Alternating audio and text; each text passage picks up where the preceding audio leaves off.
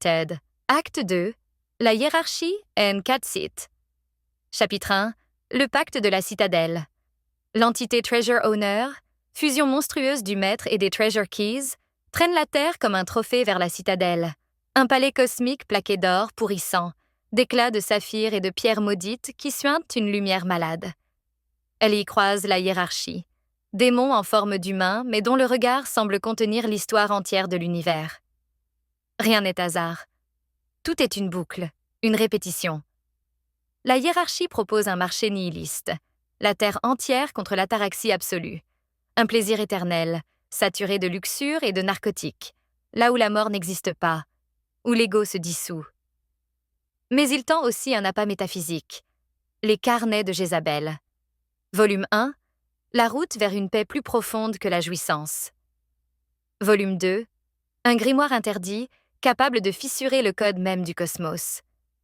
La tentation n'est pas qu'une fête charnelle, c'est la promesse du néant doux, un silence parfait. L'entité, ivre, accepte. La Terre devient une bille suspendue, jouet brillant dans la cage dorée de la citadelle. Chapitre 2. La renaissance de Raven. Sur la Terre laissée en friche, Raven agonise. Les barres de fer, éclats du diamant cosmique, l'empalent au mur comme une crucifixion industrielle. Son souffle devient prière muette. Une voix gutturale ricane. La fin n'est qu'un passage. Son ventre gonfle, se déchire. Catseat jaillit, chat démon aux yeux comme deux éclipses. La brume noire qui monte n'est pas seulement une vapeur démoniaque.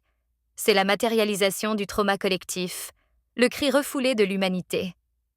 Raven et Catseat rient, un rire qui n'appartient plus à l'homme. La planète entière se couvre de cette fumée impure qui monte jusqu'à la citadelle, avalant l'or comme une nuit avale un rêve. Chapitre 3. L'Alliance impie.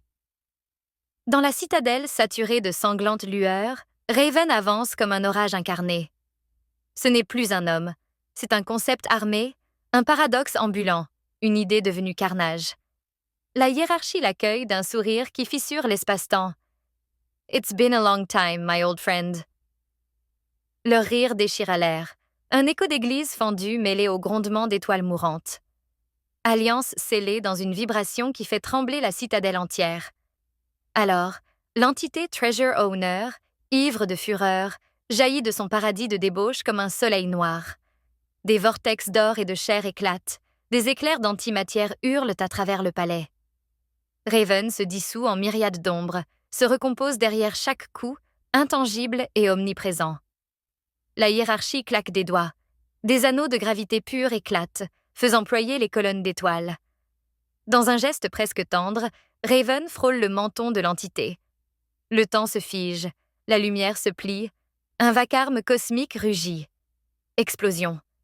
Une supernova écarlate avale la citadelle, un tsunami de sang et de lumière qui peint l'espace d'un rouge éternel. Symbole ultime. La matière s'incline toujours devant le vide. Chapitre 4. Les carnets de Jézabel. Dans le silence rouge, Raven ramasse les carnets, comme s'il suivait une litanie écrite avant la création des étoiles. Le plan était fractal. Chaque acte en cachait un autre, écho d'une prophétie oubliée des dieux eux-mêmes. Il ouvre le volume 2, la page du sort du déliement, et les lettres brillant d'un feu qui semble avoir attendu des éons. Les chaînes cosmiques se brisent. L'univers se souvient de sa propre servitude et les constellations frémissent comme si un oracle millénaire avait été accompli. Au cœur des ténèbres, une silhouette antique se dresse, auréolée d'ombres séculaires et d'éclats d'étoiles mortes. Lucifer sourit, un sourire qui n'annonce ni victoire ni défaite, mais la simple vérité, résonnant comme une parole de fin des temps, The Dark Ages.